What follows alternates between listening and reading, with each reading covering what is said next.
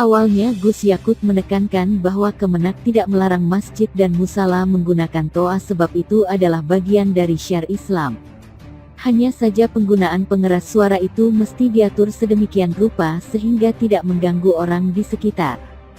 Karena kita tahu, misalnya ya di daerah yang mayoritas muslim, hampir setiap 100-200 meter itu ada musala masjid. Musibah, bencana, gempa dan sejenisnya tidak akan terjadi kecuali diundang.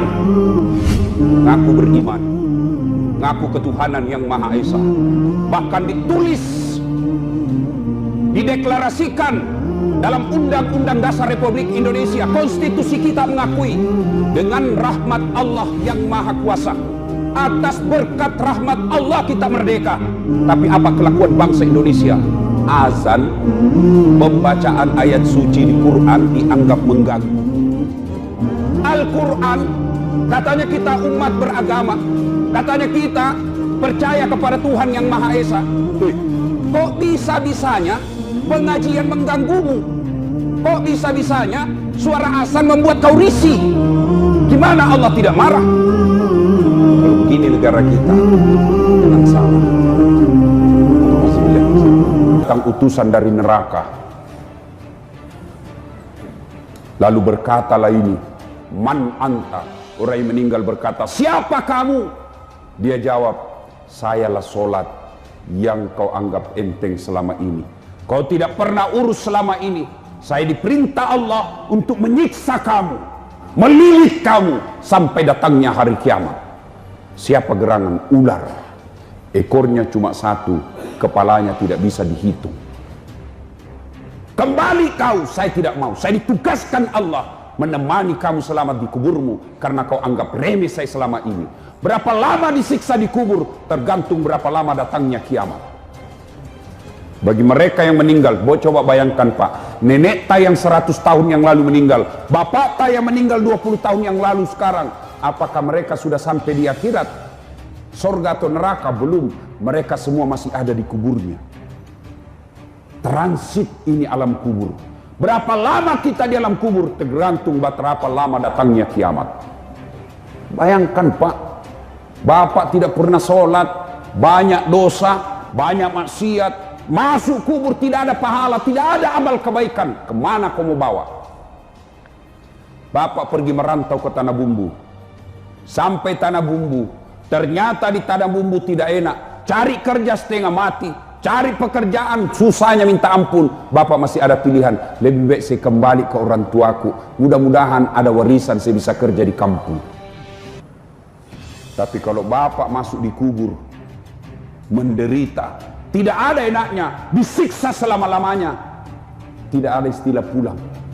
Mondro nokkotu, masuk di kubur kau disiksa, kau suka atau tidak, kau tinggal di situ menikmati itu siksaanmu. Maka kalau ada pejabat Pak menyalahgunakan jabatannya, kau bisa lolos di dunia, demi Allah kau tidak akan lolos dari alam kubur. Kau polisi, tentara, pegawai negeri, aparat, kau hianati rakyat, kau bisa lolos dari dunia, kau bisa mempermainkan hukum, tapi demi Allah sakaratul maut menunggumu. Dan begitu kau masuk di alam kubur, tidak ada satupun pasukan yang bisa membelamu kecuali amal kebaikanmu. Berapa banyak pejabat-pejabat yang hebat dulu, yang jago dulu, kekuasaannya tak terbatas. Begitu kau masuk di alam kubur, tidak ada arti semua jabatan dan pangkatmu kecuali amalmu. Jadi kita rakyat Pak, yang dipertontonkan kebatilan, yang dipertontonkan ketidakadilan, yang dipertontonkan kesemena-menaan, yang dipertontonkan sembarang dia bikin. Dalam hatiku, pigau moy melek, bikin kau apa yang kau mau. If'al amasita, if'al masita, fa innaka mayyitun. Kata Nabi, bikin mako apa yang kamu bikin, lakukan apa yang kamu lakukan, tapi ingat pasti kamu mati. Mau kau tidak sholat silahkan, mau kau nimu rakyat silahkan, mau kau bohongi rakyat silahkan, mau kau pakai senjatamu untuk semenang-menang silahkan, tapi pasti kamu mati. Apa hebat, apa kurangnya Adolf Hitler di Eropa? Coba lihat itu orang-orang diktator yang bekerja semau-maunya. kamu pasti mati. Bagaimana hebatnya Fir'aun, kekayaannya tak terbatas, kekuasaannya tak terbatas. Begitu Allah menurunkan azab buat dia, mati. Kalau bapak merantau ke Makassar, merantau ke Jawa, merantau ke Malaysia, sampai di sana tidak enak, susah hidup, bapak masih bisa pulang kampung. Tapi kalau bapak sudah masuk di kubur, tidak bisa kau kembali. Tidak ada yang bisa menemanimu. Temanmu yang membelamu selama ini, temanmu dan kekuasaanmu yang kau gunakan selama ini, semua kau tinggalkan dan kau masuk sendiri. Awalnya Gus Yakut menekankan bahwa Kemenak tidak melarang masjid dan musala menggunakan toa sebab itu adalah bagian dari syiar Islam. Hanya saja penggunaan pengeras suara itu mesti diatur sedemikian rupa sehingga tidak mengganggu orang di sekitar. Karena kita tahu, misalnya ya di daerah yang mayoritas muslim, hampir setiap 100-200 meter itu ada musala masjid. Bayangkan kalau kemudian dalam waktu bersamaan mereka menyalakan toa bersamaan di atas. Itu bukan lagi syiar, tapi gangguan buat sekitarnya, katanya. Yang paling sederhana lagi, kalau kita hidup dalam satu kompleks, misalnya kiri, kanan, depan belakang pelihara anjing semua.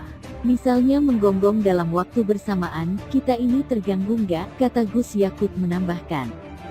Seorang pendakwah sekaligus ulama NU mengecam habis-habisan pernyataan Menteri Agama, Menak Yakut Kolil Koumas yang membandingkan azan dengan suara anjing. Kecaman ulama NU yang memilih anonim itu disampaikan dalam sebuah video yang diunggah di kanal YouTube ulama tersebut memberi peringatan keras kepada Menak Yakut agar jangan sesekali mengusik atau menghina agama Islam. Lantas dia menegaskan, jika ada umat muslim yang sepakat dengan omongan Menak Yakut, maka secara otomatis dia telah keluar dari Islam. Hati-hati, gak peduli Anda siapapun, tetapi Anda berani menghina Hadratullah, berani menghina azan, berani menghina Nabi Muhammad, kita siap pasang dada buat Rasulullah. Dan yang setuju dengan omongannya Yakut, murtad massal.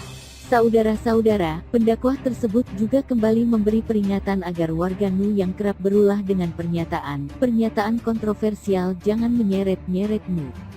Masalah yang dibuat mesti diselesaikan sendiri tanpa harus membawa embel organisasi ini. Ini saudara, jangan dikit-dikit bawa Nahdlatul Ulama, hati-hati. Anda murtad-murtad sendiri, omongan Anda ini menyebabkan murtad, tegasnya. Sebagaimana diketahui Menak Yakut kini tengah menjadi omongan masyarakat setelah videonya yang dinilai membandingkan suara azan dan suara anjing itu menyebar luas. Hal ini disampaikan Yakut saat menjelaskan soal surat edaran yang mengatur penggunaan toa di masjid dan musala. Awalnya Gus Yakut menekankan bahwa Kemenak tidak melarang masjid dan musala menggunakan toa sebab itu adalah bagian dari syiar Islam. Hanya saja penggunaan pengeras suara itu mesti diatur sedemikian rupa sehingga tidak mengganggu orang di sekitar. Karena kita tahu, misalnya ya di daerah yang mayoritas muslim, hampir setiap 100-200 meter itu ada musala masjid. Bayangkan kalau kemudian dalam waktu bersamaan mereka menyalakan toa bersamaan di atas. Itu bukan lagi syiar, tapi gangguan buat sekitarnya, katanya. Yang paling sederhana lagi, kalau kita hidup dalam satu kompleks, misalnya kiri, kanan, depan belakang pelihara anjing semua. Misalnya menggonggong dalam waktu bersamaan, kita ini terganggu nggak? Kata Gus Yakut menambahkan.